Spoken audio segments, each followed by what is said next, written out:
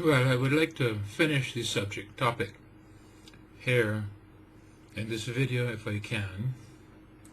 Otherwise, I'll have to continue it on the next, which is really not a problem, except that I like to try to keep each subject completely on one video instead of having to split it insofar as this is possible.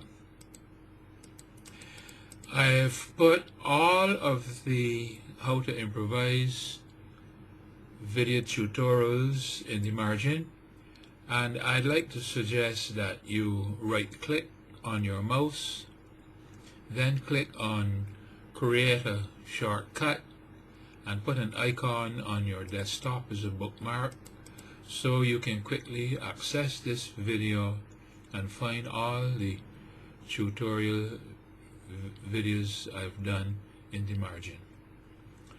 As I said before, I really am only summarizing most of what I've given before and putting it all together here in a sort of concise way. Between the information on my website and the video tutorials you'll find in the margin, these days I think Google has the margin notes at the bottom of the page, and everything you need to know to set you squarely on the path of improvising is right here. Because I spent a lot of time plodding along in baby steps, on the videos, which you should watch and learn from them, what I'm giving here is just a summary. Now, when you decide to embark on an improvisation, obviously there is a first note that you have to play. Now, of course, you can begin on any note that you want.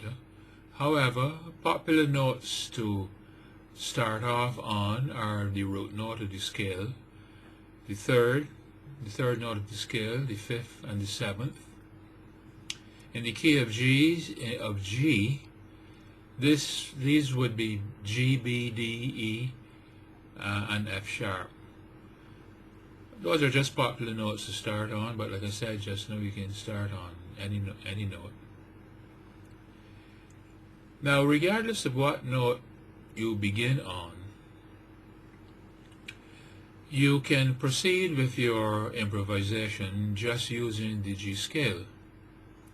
However, you'll remember that I introduced you previously to aspects of the G scale called modes. Alright? Let me illustrate. Take a look at the screen. You'll see the G scale there. G, A, B, C, D, E, F sharp, G. And you are familiar with the sound of that scale.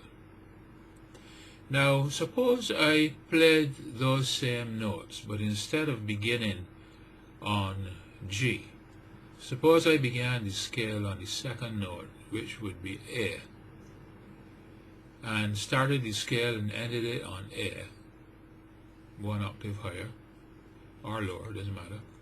You would have what is called the Dorian mode, right, which would be A, B, C, D, E, F sharp, G, A. And this scale would have a completely different sound, right, from the G scale, although the notes are still being played consecutively. Okay? Now, you know that all scales have a formula. Scales are made up of notes, and notes, are either whole notes or half notes. And the G scale has the formula WWH, WWWH, where W is a whole note and H is a half note. Check the screen. I'm putting the half notes in capital letters so you can see. So you see that there's a half note there at B and C and at F sharp and G. But if I started the scale on A and played A, B, C, D, E, F sharp, G, A, the position of the half notes in the scale would be changed, and therefore the sound of the scale would be different. The formula would be WH, W, W, W, H, W. See? Now, of course, if you started and ended a scale on any of the notes of the scale, like if you started on B or C or D or E or F sharp, and started and ended on those notes, each of these scales would have a different sound, because the half notes, the interval half notes, from B to C and F sharp and G, would occur in the scale at a different location. And that's why the scales will each sound differently, although the sequence of the notes is the same. You understand what I'm saying? I'm hurrying a little bit. I'm looking at the clock, hurrying along, just trying to maybe get 5 pounds of sugar in a 2-pound bag. I don't know. When I play this video over, I might decide that I should do it over altogether. Anyhow, let's see. Now look, let me play some of these modes for you so that you can hear them. Okay? Let me first play the G scale. Listen carefully to the tone of the scale, right? We're starting at G and ending on G. Okay? It'll go like this.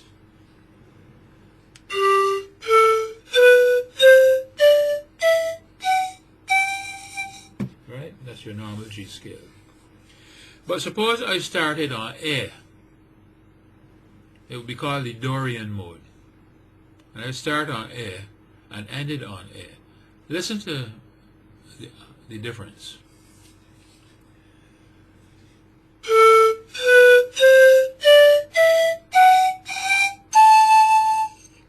Eh? Okay, suppose I started on C. That would be what is called the Lydian mode. Right? Listen to how it would sound.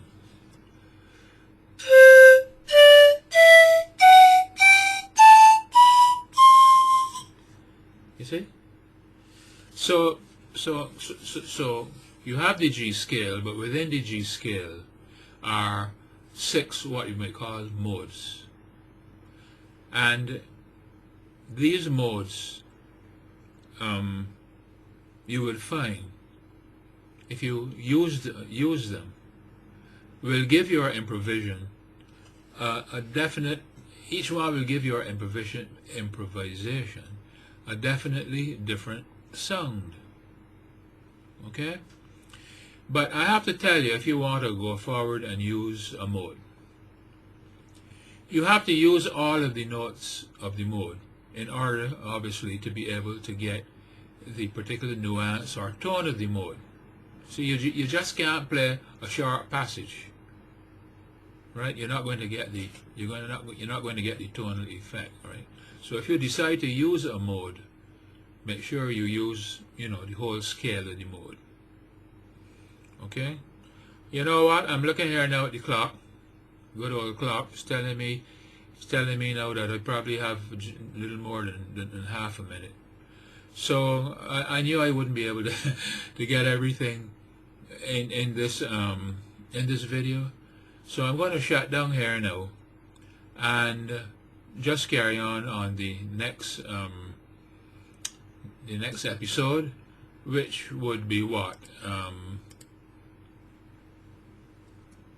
number 6 or number 5, I'm not sure, but so we'll meet there momentarily. Take your time.